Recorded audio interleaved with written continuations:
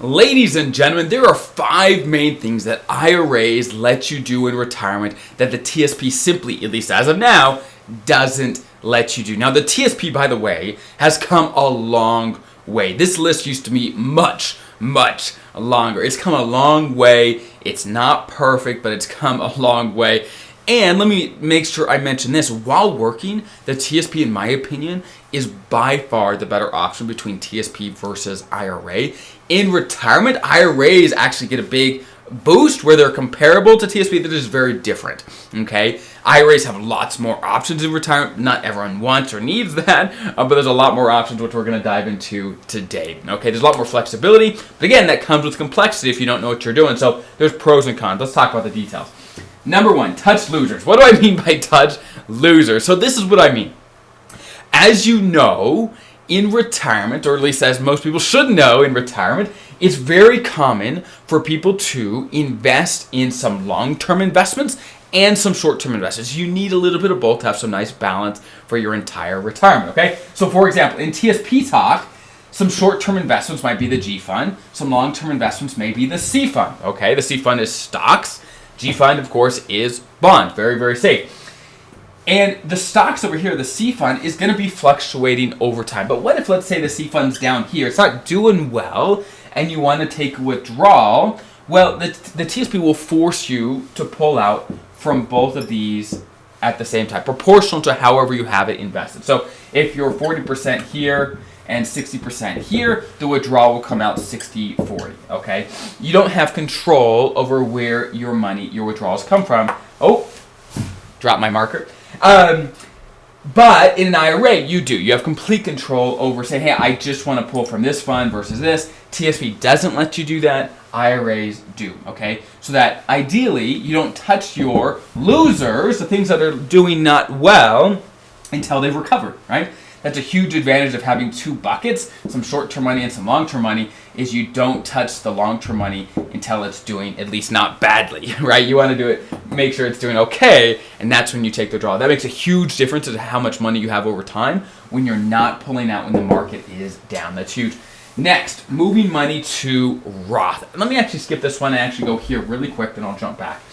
Roth versus traditional. So in the TSP, as you know, right, it's got 2 different sides, the Roth side and the traditional side. Most people have most of their money in the traditional, but a lot of people now that I'm seeing actually are getting more and more into Roth over time, which is great.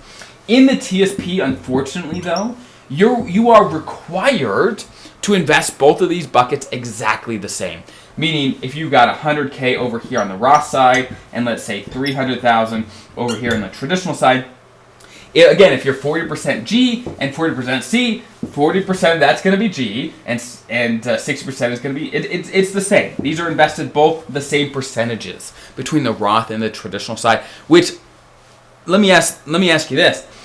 The Roth money, as you know, you could watch my videos on comparing these 2 things, but the Roth side grows tax-free, and all that growth can come out tax-free when you take the withdrawal. The traditional side is all pre-tax. All growth that happens over there is taxable when the money comes out, okay? So at the end of the day, if we want the growth to happen in a certain place, where would we want it to happen? We'd want it to happen on the Roth side. If we can pick which of these grows faster, we want the Roth side. Now, of course, we want both too. We like growth regardless of where it is. But if we can pick, we'd put it in the Roth side because that growth is tax-free. So what most people want to do in retirement, I can't speak for everybody, but for most people, for example, in an IRA, you can invest these 2 different sides differently. If you have a Roth account, you can invest it differently than a traditional IRA account, okay? And you can invest the Roth IRA in only some long-term investments. You say, look, all my long-term investments I'm going to stick in my Roth account. And I'm still going to have my short-term investments. They're all just going to be on the traditional side, though. So you may be taking the exact same amount of risk when it comes to your allocation, but where that money is, Roth versus traditional, makes a massive difference. I've ran these numbers, and it's often a swing of hundreds of thousands of dollars of after-tax money. That is the difference over time just by making that one change of making your Roth account the aggressive one and your traditional one the conservative one. Now, if you don't have a bunch of Roth, Of course, you'll still have to have some aggressive in the traditional side, but just keep that in mind. That's a great strategy that IRAs allow you to do, and TSP, unfortunately, does not. Okay, next, Roth. Okay, to Roth. What I mean by this is Roth conversions. Roth conversions. Now, I'm not going to explain the nitty-gritty. I mean, you can Google it if you want. Long story short, IRAs allow you to move money from the traditional side over to the Roth.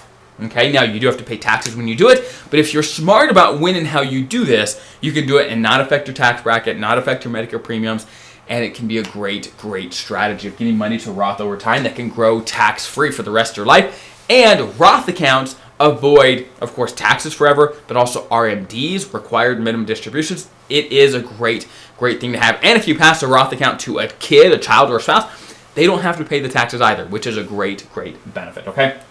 Next, QCDs. Now, if you've never heard of this, it stands for Qualified Charitable Distribution. If you didn't know, in your 70s, depending on your age, what your birthday is, right now it's anywhere from 72 to 75, again, depending on when you were born, you will have RMDs. RMDs, okay? It stands for Required Minimum Distribution.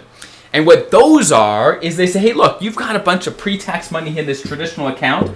You got to start pulling it out, regardless of whether you want to or not. That's what RMDs are. You're going to be required to pull money out every single year. But what a QCD is if you take a piece or all of this RMD and you send it straight to a charity of your choice, that money never shows up on your income. Okay, it doesn't affect your tax bracket. It doesn't impact your Medicare. It's an incredible benefit. It's the most tax efficient way to give to charity by a mile. It's awesome. But again, IRAs allow you to do it. TSP does not. Last but not least, options. When it comes to investments in an IRA versus TSP, IRAs have anything you could possibly want. Thousands and thousands and thousands of options, which for some people is a great advantage because of those thousands, there's some options that are really good, that are actually almost identical to the TSP funds, but lower fee. Really good, right? But it's almost a downside in the same thing as well, because when you have thousands of options, you also have a lot of junk in there. So there's a lot of funds that are really high fees or aren't as high quality as the TSP funds. So there's good and bad there, but there's a lot of options. Okay, a lot of options. So again, this is a summary of things IRAs will do for you in retirement that TSP does not. It doesn't mean everyone should move to IRAs. It just depends what you value.